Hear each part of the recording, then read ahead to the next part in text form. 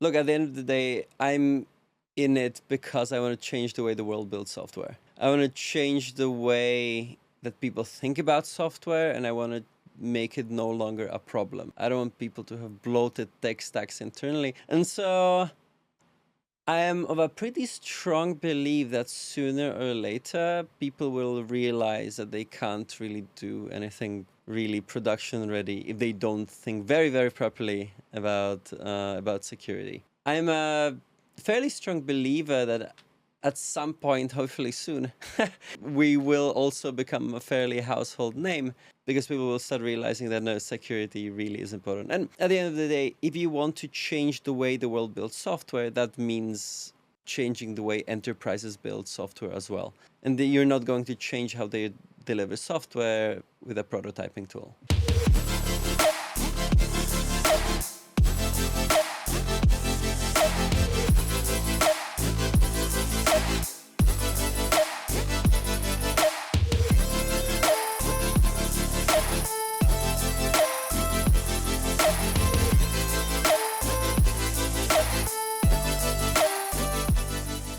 Tomas, welcome to the show. You're the founder of Sutro, an AI platform that takes a single text prompt into a full production game app, which is pretty amazing. Before that, you worked at Facebook, where you helped them with their friend suggestion functionality. And then you went on and worked at Sphere. You created Sphere as a business, which you eventually sold to Twitter. During that process, you raised 30 million, and it's an undisclosed sum that you sold for. You then decided to go back for round two. So after a very successful exit, you've gone back for round two and you created Sutro. So I think my first question has got to be, you had a successful exit. You did what many spend their lives trying to achieve for a good amount of money. And then you went back for round two. Why did you go back? I have never ever considered not going back. There were actually three streams that happened at the same time. Number one, I did my research in AI and compilers back at Oxford. And so we were figuring out during my research how to create various languages to make various things easier, to make machine learning easier, to make things easier for an AI and all of these kind of things. So that's kind of where my academic background comes into play. The second thing which was happening is that I just kept finding whenever I started something new or built a new project, whether small or big, it always took like weeks to just set up the basics. And I kept thinking there has to be a better way.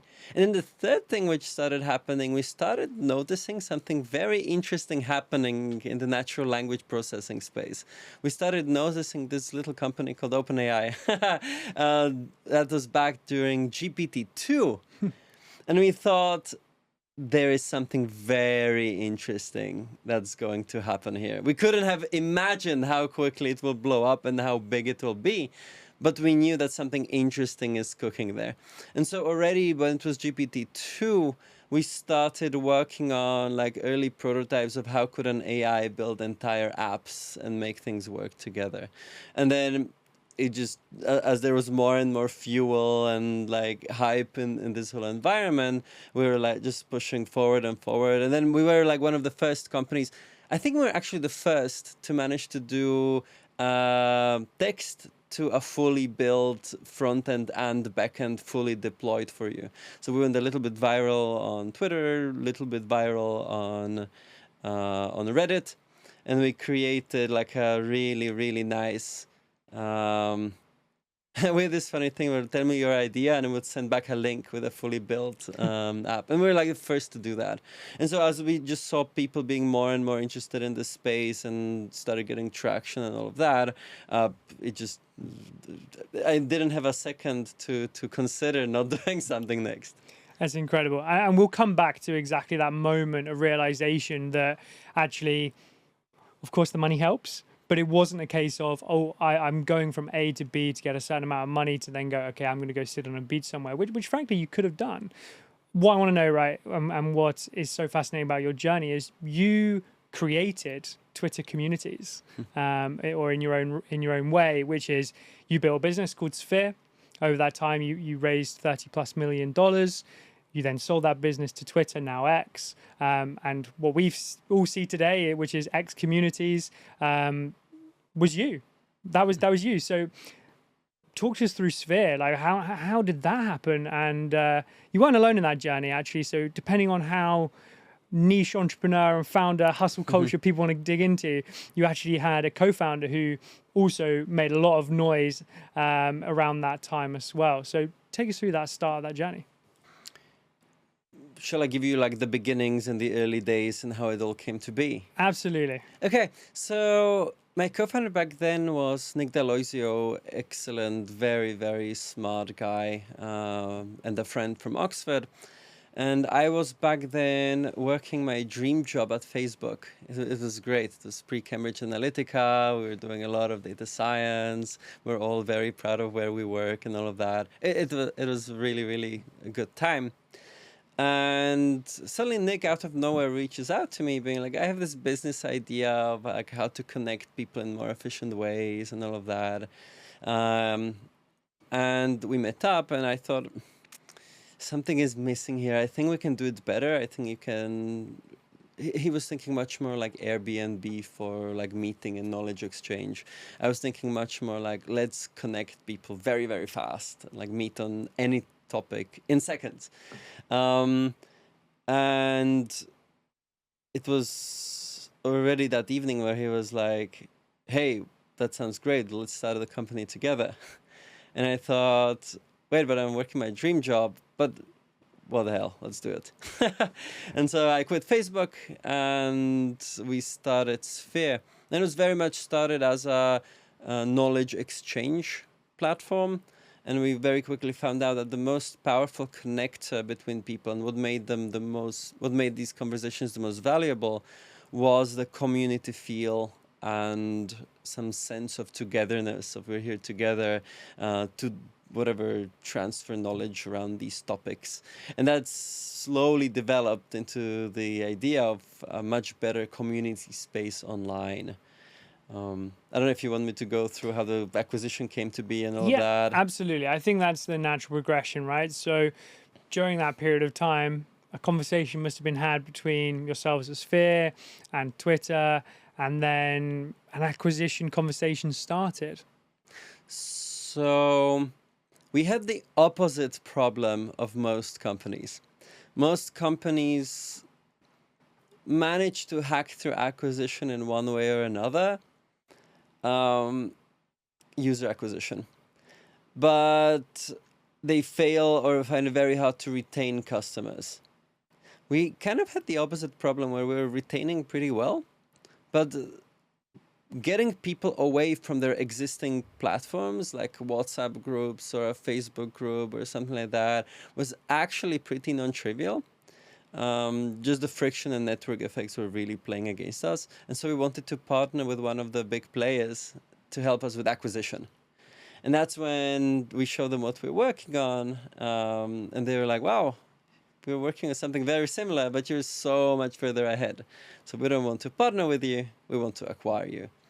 And that's when the whole conversation started morphing. We've had some killer features that we wanted to release. So we were like, well, shall we sell? Shall we not sell? And in general, the way it actually worked internally, we set like an internal number between us and with investors. And what they offered was beyond that number. So rest is history, I guess. Yeah, incredible. So at that point of time, you were young, you had money in the bank account, you'd gone through a journey, which obviously is incredible. And look, it's pretty clear to anyone listening or watching, you know, the hunger is definitely there today and was, I'm sure, there then as well. So you could have, you know, moved to maybe a bit of a more cost-effective location than London and just lived out the rest of your time and enjoyed life. But before you even thought about that sort of process in your mind, it didn't seem like much of a discussion for you, because during your time at Twitter, which it was at the time, you were already planning your next move, and you started Sutro during your time there. Funnily enough, Sutro was started even slightly before the acquisition. And how long were you at Twitter? That was a year and something. Yeah. Just over a year. So, you know, you're there for sort of 12 to 18 months. And before you'd even sign on the dotted line to, let's say, get that payday or make that acquisition and make your sort of move over to sort of helping that transition over at Twitter, you already started your next move. So, Owen, your co-founder today, and we'll go into a bit about co-founders later. I think it's a really nice topic, especially for our audience who are early stage founders, talking about the importance of co-founders, and some don't need them or don't want them. Yourself and myself very much always been in the mindset of having co-founders. So my first company, I had a co-founder. At Sutro, I'm a sole founder now. Okay, sole founder now. Yes. But at the time when you were setting up at Twitter, Owen was your co-founder? Yes. But not anymore. Correct. Okay, so how was that transition when you're, you know, it's your kind of brainchild moving into Sutro, but you can't give your full attention to it because you're, you know, at Twitter. So that's quite also a challenge in its own right. I mean, I was back then CTO and the main architect of the system, and Owen was running most of the day-to-day. Owen, friend from Oxford as well. And then he had a bunch of personal things for which he had to get a more stable, well-paying job. He's now at OpenAI. Wow. Yeah, I mean, that's completely understandable. So as you then stepped away from Twitter and you sort of went, the time now is to go full-time on Sutro. I bet you were sort of desperate to get going. How's it been? So run us through Sutro in your own words. I know from conversations we've had off camera how much it's transitioned in your mind of where the vision is. But run us through it in your own words. Right. So where did I drop off in the beginning of the conversation? Yeah. So we got all the way to the point where we were one of the first. I think we're the first who actually did like prompt to end-to-end build mobile apps. And what we started finding though, so our thesis was always to build software which works. We always wanted to build software where there will be no space for getting hacked or security vulnerabilities, or it just going completely off the rails and you're having no idea what's happening under the hood. And so we always were building systems which work and could give you various guarantees. But it turns out, the way the space is developed, that a lot of people don't really care about these guarantees. It turns out a lot of people just want something that looks kind of good. People want tools for prototyping. People want tools to kind of quickly get started or put together an MVP. They're often not even planning to show to customers. And what they get is something that looks sometimes okay-ish, but what people don't understand is that it's often massively, massively insecure. There was this viral dude who in his lunch break hacked like the top apps built by one of our competitors. Very, very interesting. Or there were people who lost. There was this person where the software got into a computational loop, and he lost $120,000 on infrastructure bills. So these are the kind of things which you get if you don't think about security from the get-go. And so we took the approach that we will build stuff which does work. But it turns out most people don't care about it that much because they don't know about all the things which can happen to them. And what that meant is that some of our competitors, which you can read in the news about, are growing so much faster, just shipping, and people keep building prototypes and hackable stuff. Well, what we're trying to do is, okay, let's go for the customers which need to build stuff which actually works. So we're looking at, we've had quite a lot of success with a bunch of medical companies or with, let's say, investors which wanted various internal software which manages very confidential data. We had success with a bunch of bigger company internal tooling. So various like bits and pieces of internal tools, which I mean, it's unthinkable that someone external would be able to hack it. And so we're positioning ourselves much more as um, the tool where you can build business software, which actually works and gives you guarantees. Yeah, amazing. So, yeah, I mean, we can talk about the other competitors in your space. I mean, right now, it feels like in certain spheres, excuse the pun, it's kind of a household name. You've got your Lovables and other businesses like that, which are just shipping. And it's just dominating the social media sort of environment around quick product to market, and growth hackers love it. But as you say, the challenge with that is then when those people try and take it that step further and start putting their databases on the line, maybe put further infrastructure costs in there, or just trying to build out higher complex solutions. I'm not saying necessarily that solution, but solutions like that and that, may be at risk for that security, and especially if you're dealing with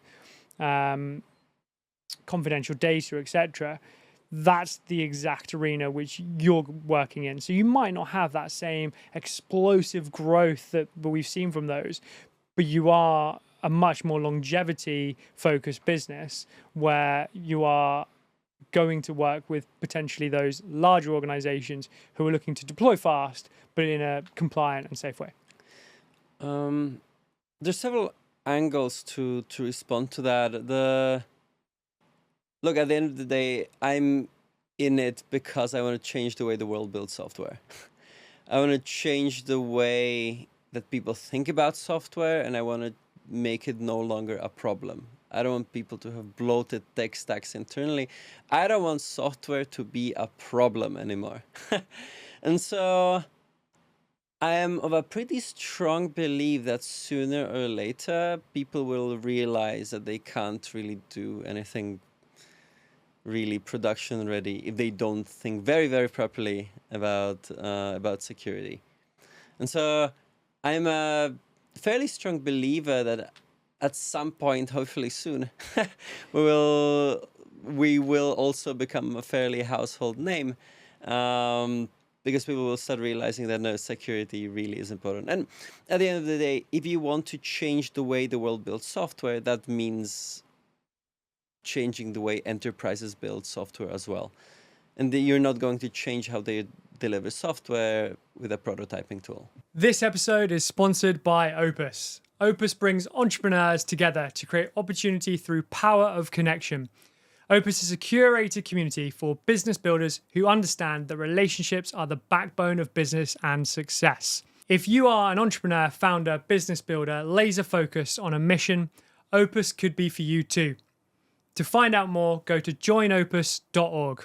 Now back to the show. You mentioned earlier around how the initial product was someone would request through a prompt or a message, effectively, I want this product built, and you send back a live link. So you were pretty much the first business to do this.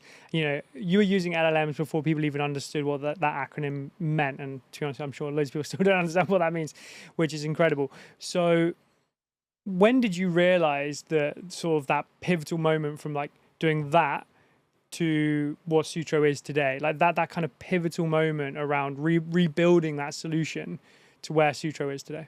There are several inflection points in Sutro's history. The first one was, of course, the very early days, just realizing the power of LLMs. We actually got an investment from the head of GPT at the time. So we were like very, very early on that wave. And then when GPT-3 came out, of course, everything started changing very quickly. And we slightly adapted. We figured out how to... You can almost think of it as like scaffolds or like crutches for the LLMs that we built, or these frameworks. And the better the LLMs get, the more of these crutches and scaffolds we can remove. And so on the product and technical side, a lot of the work which we've been doing is removing more and more of the supporting code. And we started over time understanding better and better where the LLMs really, really need help and will probably need quite a lot of help for quite a lot more time. And what are the areas where, okay, this is likely to get replaced, this is likely to get replaced, and so on. So that happened like 2 or 3 times with all the like major shifts in the LLM space. And then we also saw several shifts on the customer side. There was going from no one knows about this stuff to everyone knows about this stuff, and suddenly there being a lot of hype and a lot of people excited. And then there was a little bit of a period where quite a lot of problems started surfacing and a lot of limitations with AI. And that wave is still kind of slowly building up. But it now got to a place where even like the large companies are talking about AI. And so that is getting more and more ready, and we are kind of shifting more and more towards like bigger companies or more serious businesses. Yeah, absolutely. It's super interesting. I would love to talk about raising money. So you raised $30+ million at Sphere. You've been around that world. You understand VC. You then went into Sutro and you've raised capital. Run us through a couple of learnings. I mean, you've seen a fair few pretty fascinating stories and instances, but the audience of those which maybe they haven't either raised money or they're going through that VC journey, or maybe they've raised one round and they're maybe thinking, have they made a good choice, etc. Why did you choose to go back down that road for Sutro? And maybe any lessons you can pass on? Not every business needs to be an explosive growth VC-backed business.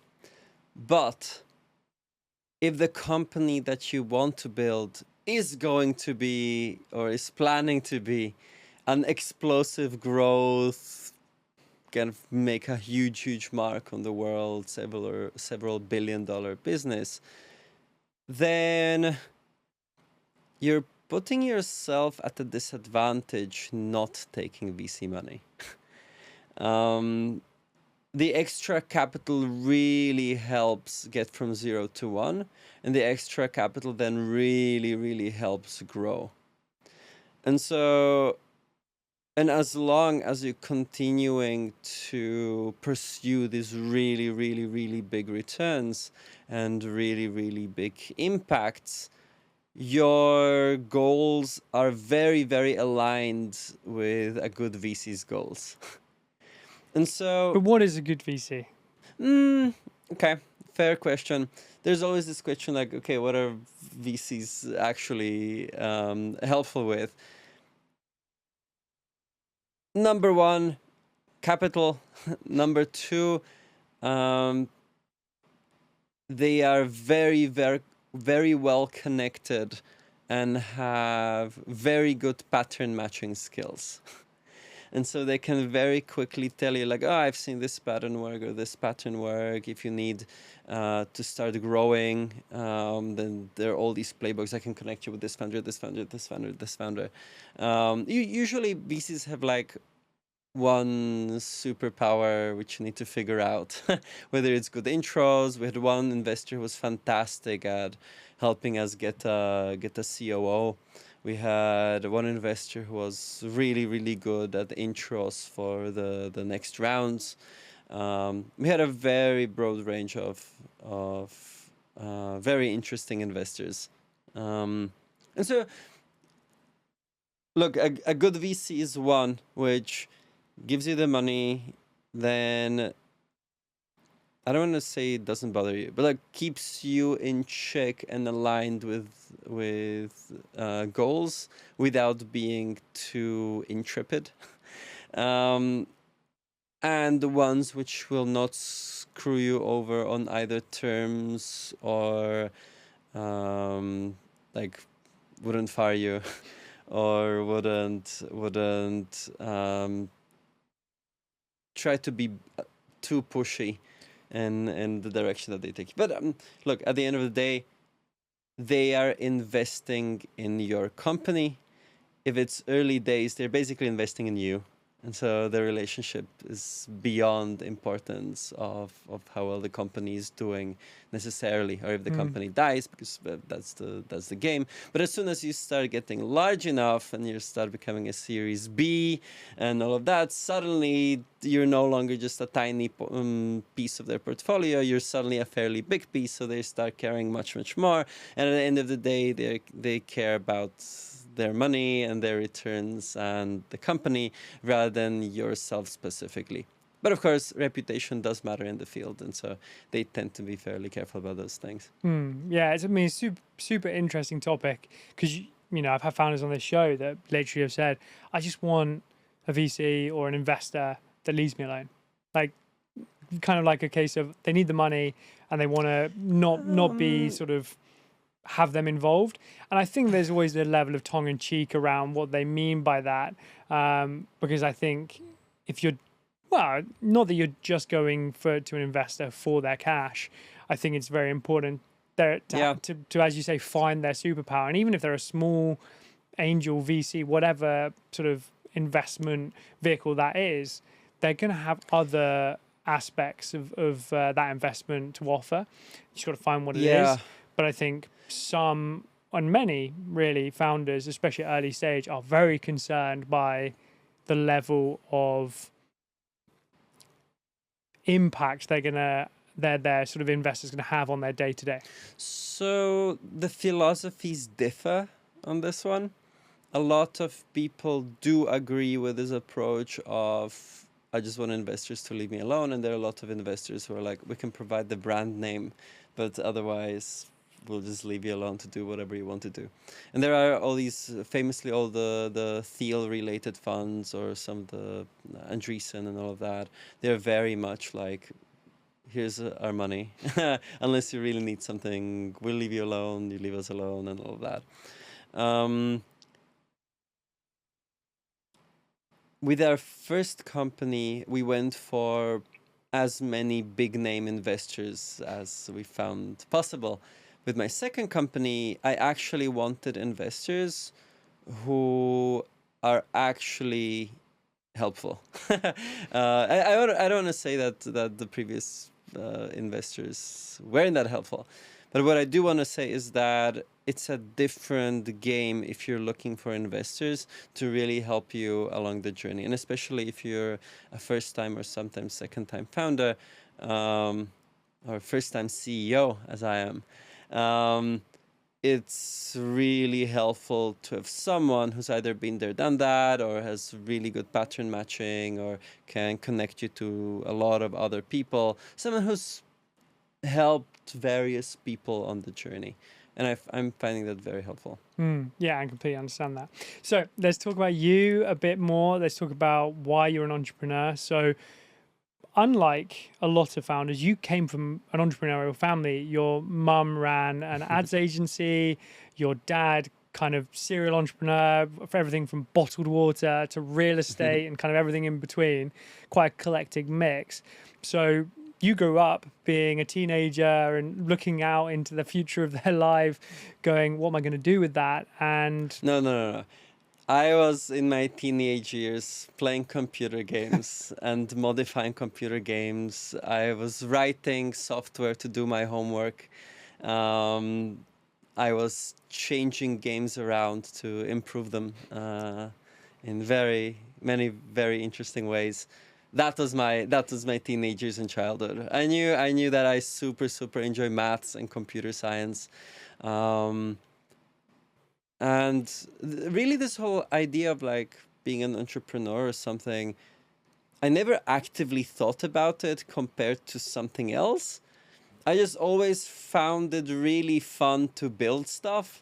Even at uni, every time someone came around, what if we could build something that could blah, blah, blah? I would very often be like, yeah, let's do it. And I would code it up over the weekend or over several days.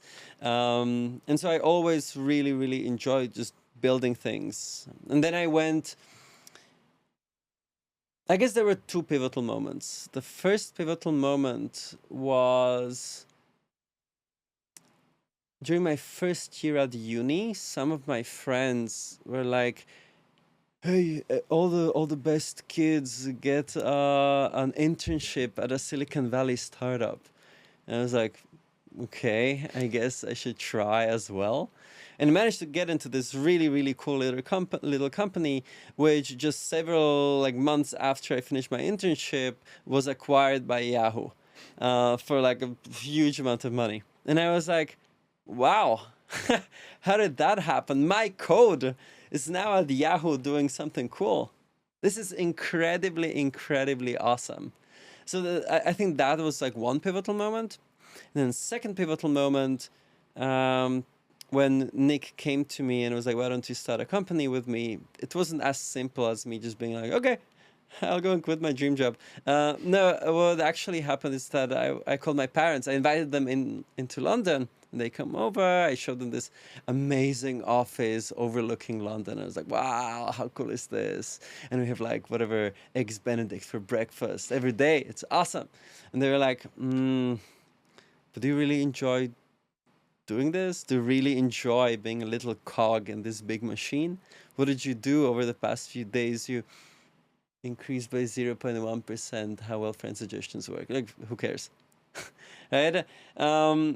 And that just gave me this perspective, like, if I can, why not? I'll be in the bed. I was still living in whatever dorm rooms and stuff. I really, really didn't care. I had zero expenses. I was happy eating whatever, sleeping on sofas. And so I was in the perfect place to just go and try to build something. And you did. And I did. Nothing... And the other thing is I just really loved Nick's energy. Yeah, I mean, Nick sold his previous business when he was 17. Something like that. Yeah, I can't remember the exact figures, but it is public knowledge. I think it was like 20-30 million. Yeah. Imagine that, 20-30 million at 17. At like age 16 or 17. Yeah. Yeah, pretty cool. Pretty cool. And an amazing co-founder to have, like a handful of years later, just that sort of young energy and talent just coming together. And that's what Sphere was. So moving back to Sutro, it's a super fast evolving space, like incredibly so. And you've hired some incredible people to come join you on this mission. During your time as CEO of Sutro, have you had any instances where you go, "Dash, that's not exactly that was not the best of decisions from a perspective of hiring or anything like that"? Has there been some huge learnings that you've had to sort of overcome at this point? I think I made all the rookie mistakes back at Sphere.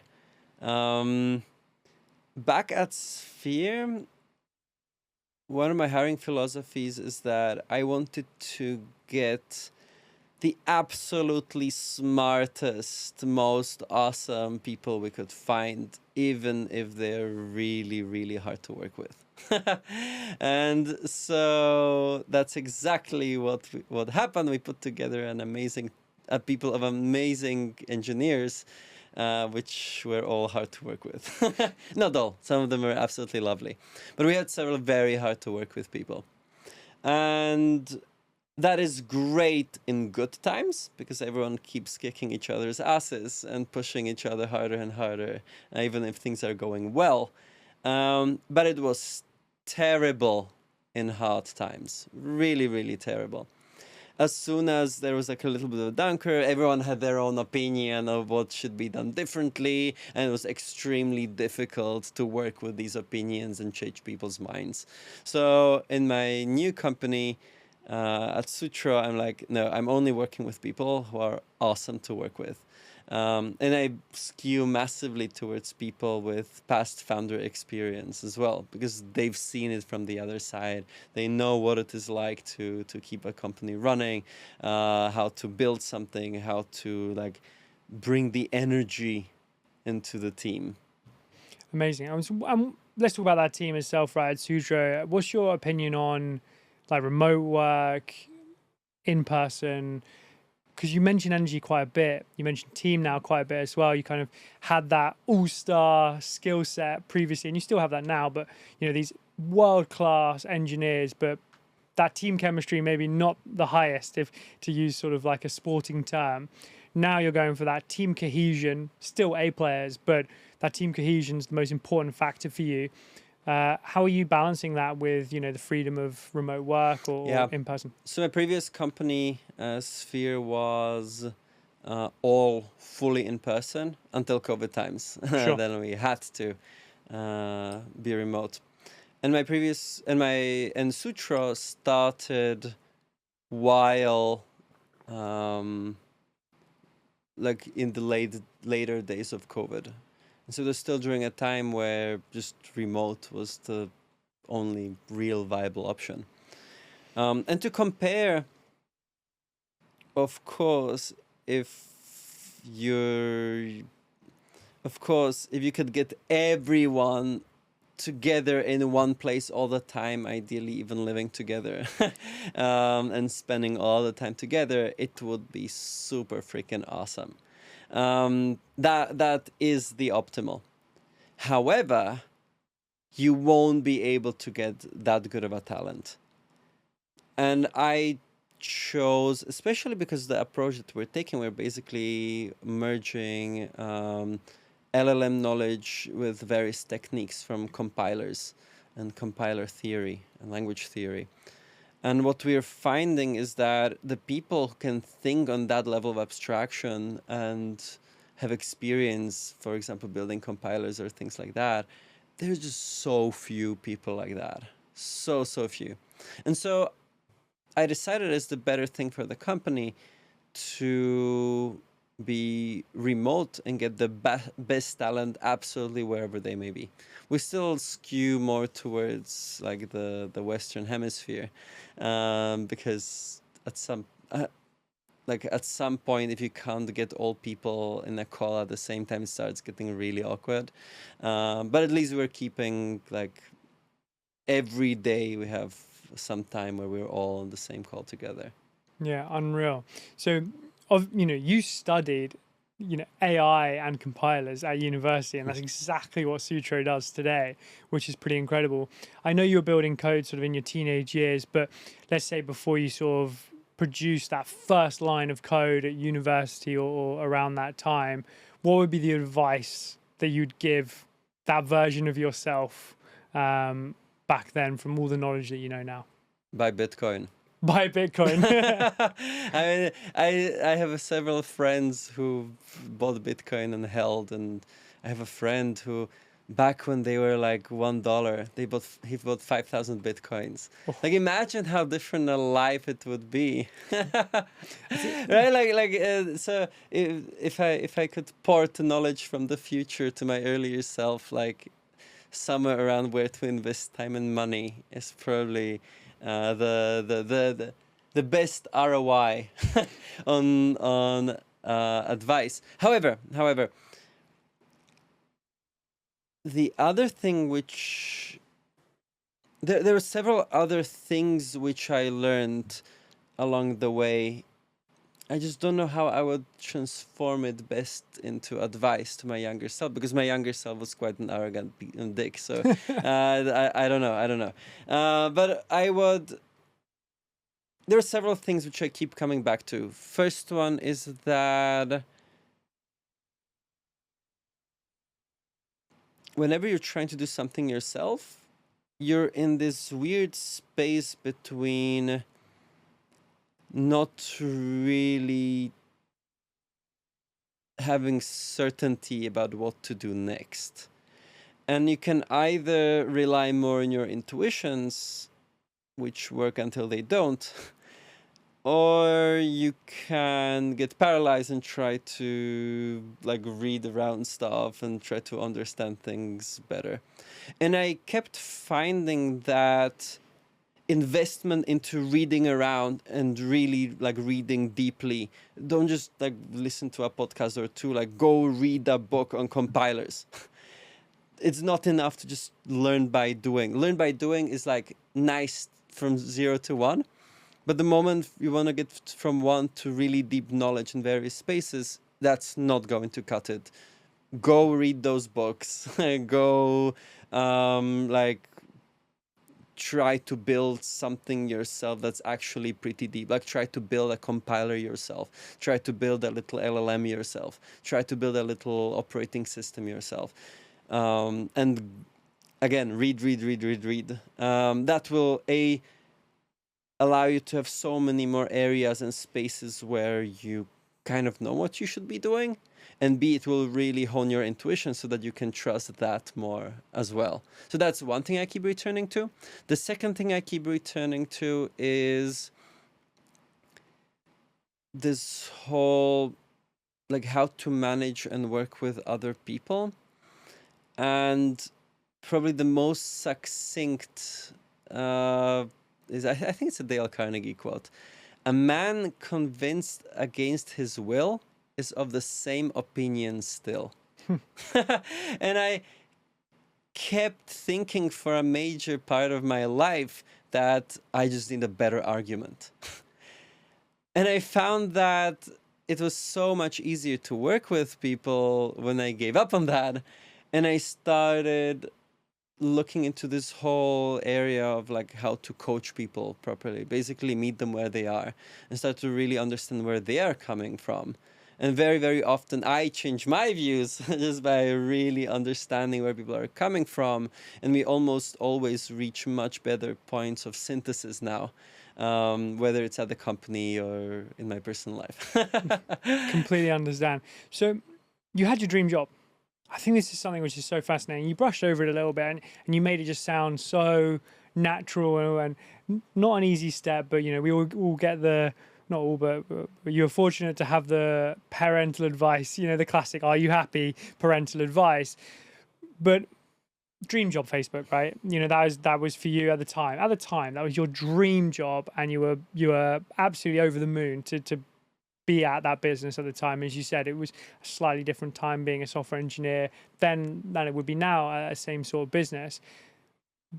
You weren't there particularly long. So if you're, again, having a conversation with someone 10 years younger than you, who's in that same position as you were then, or 5-10 years younger than you, and maybe they're also having that same discussion, maybe they don't have their parents to come and sort of go, are you really, really happy, Yeah. Joe or Jane?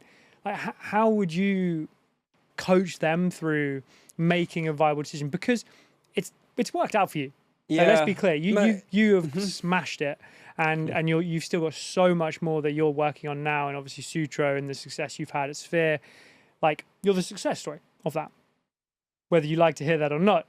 Because I know you're a humble guy. So from that perspective, it's not an easy decision. Some have worked their entire careers to get to that point, or it's their entire educational career and moving on from there. So, bit of a long-winded question, but how would you talk to them? So my general default advice is calibrate against the best and then go do something yourself. And the reason for that is that just being at one of these top companies just for a couple months, you understand very, very quickly what like good code looks like, what good processes looks like, how stuff works internally, how to set metrics and set goals. Like you see so much of that stuff, and especially if you're inquisitive and ask a lot of questions and have a manager who's willing to answer a lot of questions, you can learn so much so quickly. And literally like several months or whatever, a year or two is more than enough. Then make sure you don't get comfortable and don't get into the thinking of golden handcuffs and all of that. But then you start very, very, very quickly realizing that even like 1 year in, you're no longer learning as quickly as the first 3 months. And year 2, you're thinking, I'm not learning as quickly as it was like 1 year after starting, right? And you start, even when you switch companies, you get a little bit of a boost of learning, but it will keep, like, there's something about these corporates, we just move slower. There's, more time to spend on not doing exceptional work.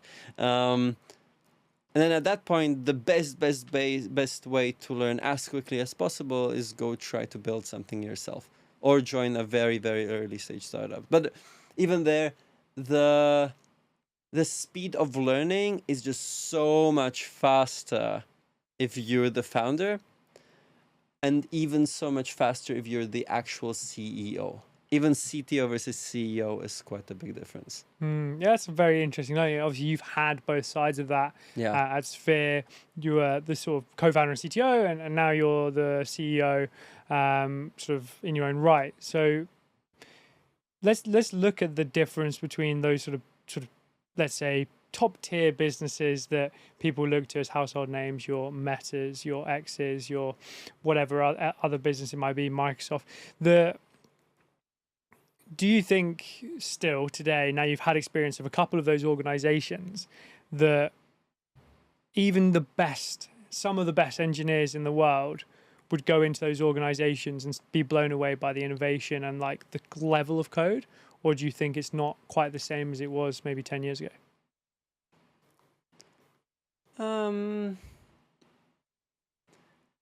There are cycles, and several years back, I definitely felt that the corporate world got a bit too comfortable. It was actually, I felt even at Twitter, it was very laid back until the whole Elon thing started happening. But I think was a little bit of a spring back now, where there's much more urgency in the space. But still, it's going to be uncomparable going to these big companies versus then joining a startup. On the other hand, I've seen way too many people just start a startup without knowing what they're doing and building really, really crappy code, and just 2-3 months or whatever, 6 months at a bigger company could have taught them how not to make those mistakes. Okay, let's talk co-founders then. So you had a co-founder at Sphere. Obviously, they came with their own preset of skills. You had a co-founder at the start of Sutro, but just for their own reasons, they stepped away from the business, and now you're a sole CEO and founder. So what's quite cool about that is you've seen a few of these different angles. What is your opinion on I don't want to necessarily say what's the best route, but give us some sort of pros and cons and where you would have it in a perfect situation. Yeah.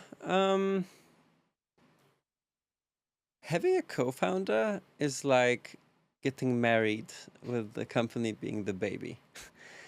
You're really signing up for like a good 10-year easily journey with this person, where you both, or whatever, all three of you or four of you, however many you may be, really, really, really care about the child, about the company. And what that means is that any sort of tiny differences will be massively amplified.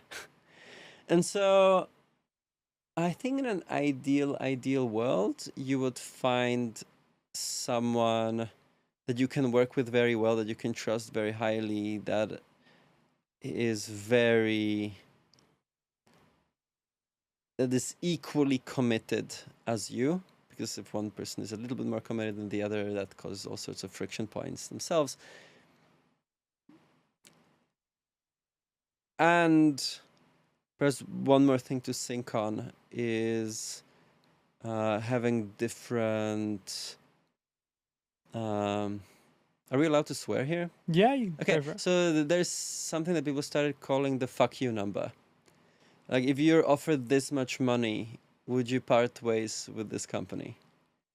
Or like, what's the number you're looking for to take it? And ideally, you want a partner which has a similar fuck you number to you. And usually, if people are first-time founders, their fuck you number is much lower than if you're a second or third-time founder, where you probably already have something and you're not really struggling day to day. Yeah, and that's very fair. Very fair. Actually, funnily enough, my co-founder and I, we did this exact exercise where we said, if one of our largest clients tomorrow turned around and said, we'd love you to come in-house, and we'll acquire your company, what would that figure be? And we were close enough to where our ambitions were, which was great. And obviously that's something which we stumbled upon that exercise because that's exactly how my co-founder and I, our relationship is as friends, where we would play those games of imagine if. But obviously some other co-founders may not have that relationship where they would just naturally have some fun and just have that conversation, because it's not necessarily just a fun conversation. It's quite an important one to have, because if that's your aim for the business, to one day exit the business, you do need to know what that number is. And if your numbers are, well, I don't know, even 20% out from one another, then you could have a very tricky conversation. Way too late. Way too late. Because it's such a big commitment, it's also, it's impossible to be like, hey, quickly, where do I find a co-founder? You know, it just doesn't work that way. You wouldn't marry someone from one date, you know? You can't be like, I'm looking for someone to marry. You know, like you can't do that. That's why when people ask me like, oh, where do I find a good co-founder? I keep the answer is like, you already know them. I mean, ideally, right? Yeah, I mean, well, that's how you found yours, right? You went to university with both of yours in Universities recent history. are such a good place. Yeah, I mean, that's how my co-founder and I, Harry, we met. We've been good friends now for 12 plus years, and then 12 plus years into our relationship as friends, we went, should we do this? Should we take it to that next level? And one of us got down on one knee and we said, do you want to create this business with me? But yeah, jokes aside, super interesting to hear your story. I think the bits that people really want to pick up on is how you've transitioned throughout your career from kind of corporate to startup, because when you do leave Sphere, I say it in quotes, and become an employee of Twitter, you're back in your corporate life. I mean, you didn't stay long, so maybe I know the answer to this question, but how was that transition, you know, that buyout period or whatever that lock-in period was for you? I mean, I know you're already looking at your next startup at that point, but was it just going, oh my gosh, I need this 12 months to end so I can go do my own thing? So one thing you realize when you get acquired, I mean, you know it intellectually, but you realize it very strongly emotionally as well, is that it's no longer your company. You're no longer the decision maker. And this is a big company, you're not the top of the decision-making pyramid. You are there to fall within some higher up strategies and agendas. And like within that space, you have some decision-making capability. But that is probably the biggest change for me, that I went from making all the decisions on the technology to coming in and being like, okay, I think we should do this, and this.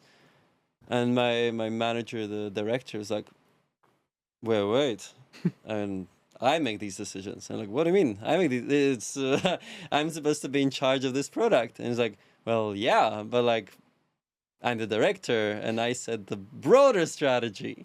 And you need to, these are all questions which touch on the broader strategy. And so you need to follow whatever you need to discuss those things with me, and we need to make this together, where I am the decision maker ultimately. And then you can go like implement those things on your side. And so you very quickly realize like it completely sucks agency from you and from everyone around you. You're going from an environment where you can just, hey, I think we can do this better, and you just go and do it, to like, oh, you need approval from this other team and you missed their quarterly planning, so they won't be able to approve this until next quarter. And it like completely like suffocates you. The other thing which you realize very quickly is that especially as a founder, your level of verve and commitment is just so extremely high. Well, you come to an environment where the people around you, often even your manager and your coworkers, are just clocking in 9 to 5, and I just have such trouble respecting decisions which were made just politically out of people's convenience, rather than out of what's really truly best for this or that part of the business. I'm finding it. I found it pretty non-trivial to be in such an environment. Like, of course, maybe Sutro will get acquired, maybe, and maybe I'll need to go back into a corporate environment. I could imagine environments where it's just set up in a way where um, the autonomy just set much clearer and in a much better way. I've heard people who actually put together like a product strategy and had it approved before the acquisition. So that when they come in, it's like, okay, this is what we're doing, and I have all the internal approval and internal prerogative to go do these things. That feels like a second time founder type approach where they go, oh, been through this before, that was hell, and now I'm going to go do this. And I think that's exactly, you know, depending on where Sutro goes, which we're going to touch upon in a second, I feel like it's something you would do. You know, if you get that number that we talked about earlier and it's the right one for you, for Sutro, maybe way down the line, if that's your plan, you know, that's something you could go in and say. So Sutro, the big question, you know, I know this could be a very long answer, but in brevity, where do you want to take Sutro? How do you think it will impact the world, but also just this space is going at lightning speed. We have not had an era like this in our lifetimes. So insanely exciting for everyone. Those that are in it, like I don't run an AI business, but you know, we are using AI across the board. Any business that isn't using AI today, you've got to class them as behind the curve. We can both agree on that, but you're literally one of the first businesses ever to do what you do in the space of AI and LLMs. So how do you stay there? How do you stay one of the first? How do you stay at the top? You know, you've got other players in your space. You didn't have that a few years ago. So long question, but where is Sutro going to be in a few years? There's several things which will stay the same and several things which will likely be happening. The first thing that will likely be happening is that the AI tools and the AI models keep getting better and better and better. We'll see stronger reasoning models, smarter, whatever, planning skills and all these kind of things.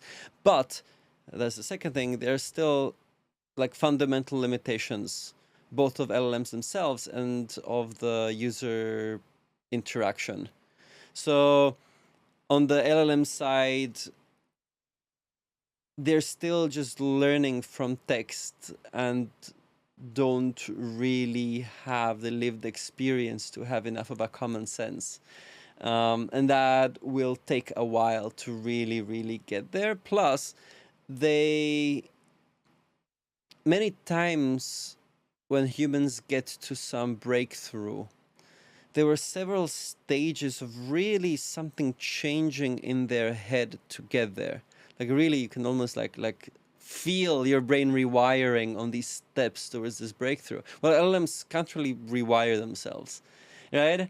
And so this like venture into the true unknown and into like making several steps worth of breakthroughs is just not there and not working. Plus, planning capabilities right now are pretty mediocre. But that's a very active area of research. I think that one will be solved. But the other two, I think, will be much harder. The other thing which is very hard is getting the human-computer interaction right. A lot of people are saying like the hot, cool new software language is English. Well, English is a very ambiguous language. And if you want to really specify what the software should do, you need to come up with better context-free, we call it context-free in software, context-free ways to express what the machines and what the AI really should do. And that is not a technological question, that is first and foremost a human-computer interaction question. So what will be this optimal interface where humans can interact with the AI to describe stuff, to describe the logical flows, to describe the UI, to describe unambiguously what exactly this thing should be doing, what are the requirements. And then finally, one thing that will not go away is the world's hunger for software. There will keep being more and more software, and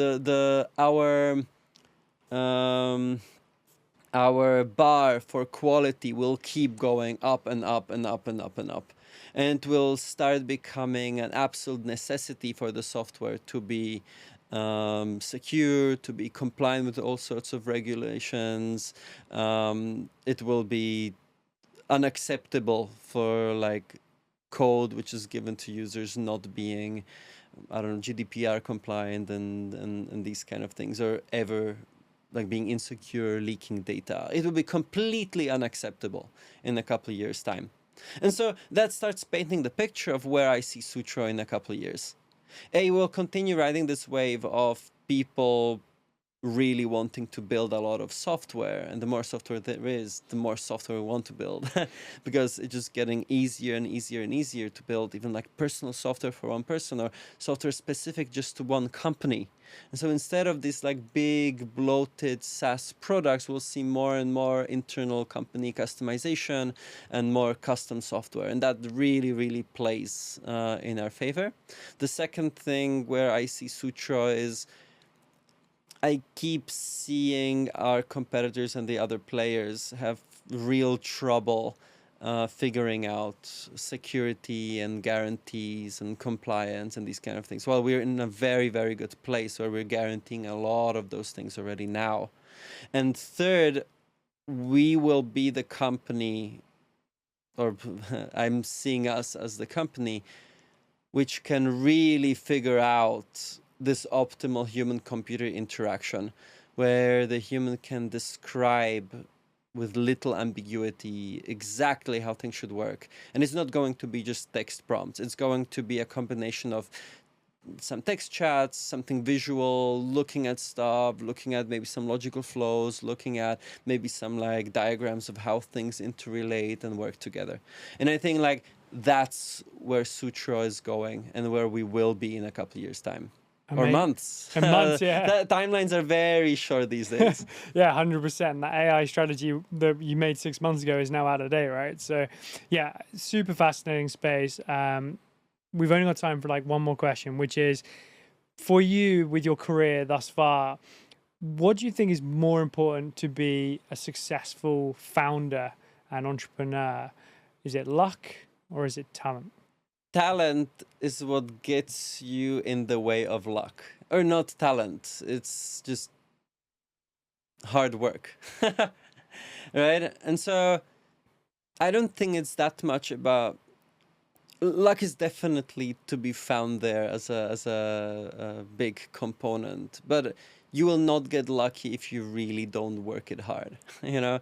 And talent is something that gives you a little bit of a boost at the very beginning, but very quickly, the level of challenges that you're facing are way beyond what you just got naturally given as a talent. And you need to start like really working hard for it.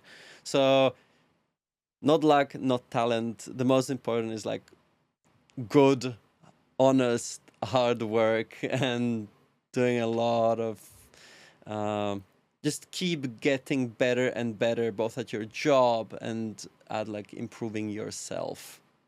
Love it. Tomas, where can people follow your journey, and also where can they get their hands on trying Sutro? Yeah, so it's www.withsutro.com. I think everywhere my profile is at either Tomas Halgas or Tom Halgas. Amazing. I'll put those links in the description of the show. Tomas, you've been my everyday founder. Thank you so much. Thank you.